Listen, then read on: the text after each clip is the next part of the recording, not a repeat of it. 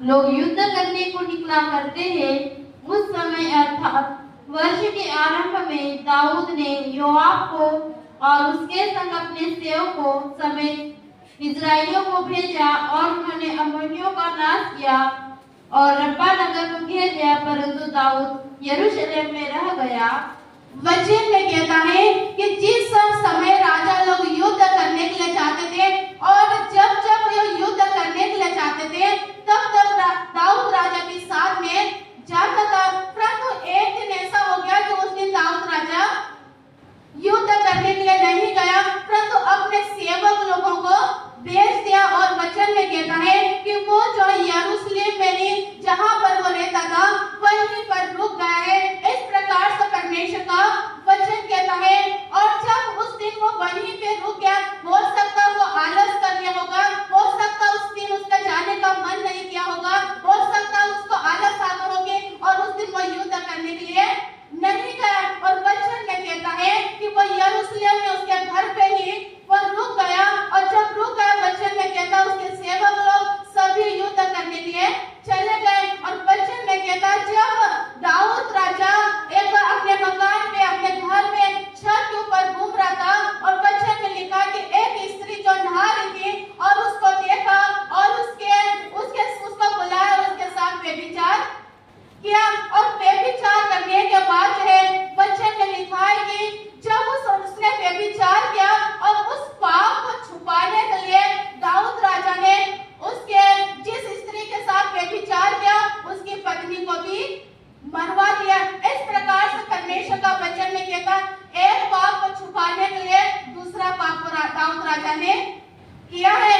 और जब दूसरा पाप किया है तब वचन में लिखा है कि बाकी जो उसके सेवक लोगों ने नहीं देखा है, जिस स्त्री के साथ व्यभिचार किया है उसके परिवार के लोगों ने नहीं देखा है और उस स्त्री के पति को मरवा दिया है, तो उसके पति के परिवार के लोग उसे नहीं देखा है।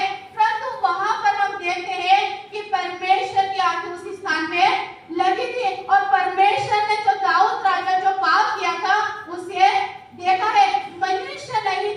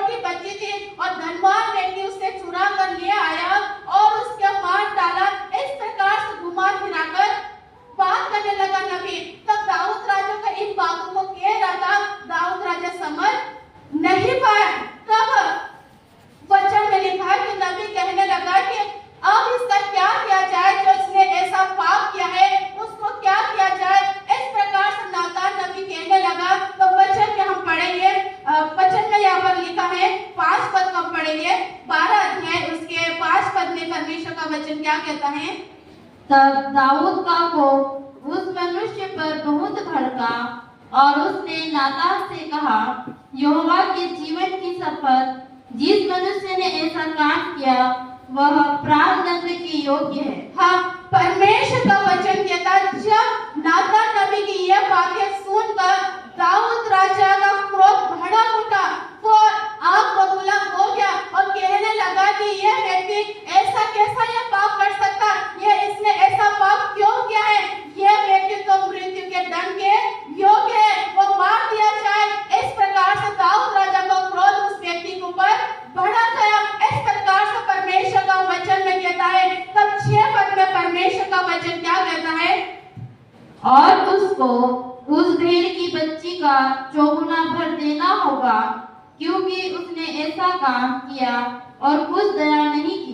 हाँ, वचन में क्या दाऊद राजा कह रहा है कि उस व्यक्ति, जिस व्यक्ति ने ऐसा पाप किया है, एक गलती छुपाने के लिए दूसरी गलती किया है, उस व्यक्ति को प्राण दंड दिया जाए और जो कुछ उससे चुराया था, जो ले लिया था, 4 गुना वापिस भर दिया जाए।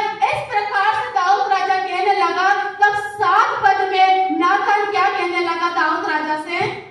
तब नातान ने दाऊद से कहा, तू ही वह मनुष्य है। हाँ, परमेश्वर का वचन में क्या कहता? तब नातान कहने लगा, हे दाऊद राजा, वो व्यक्ति तू ही है। क्या कहने लगा? वो व्यक्ति तू ही है। तब वचन में कहता है कि दाऊद राजा पछताने लगा।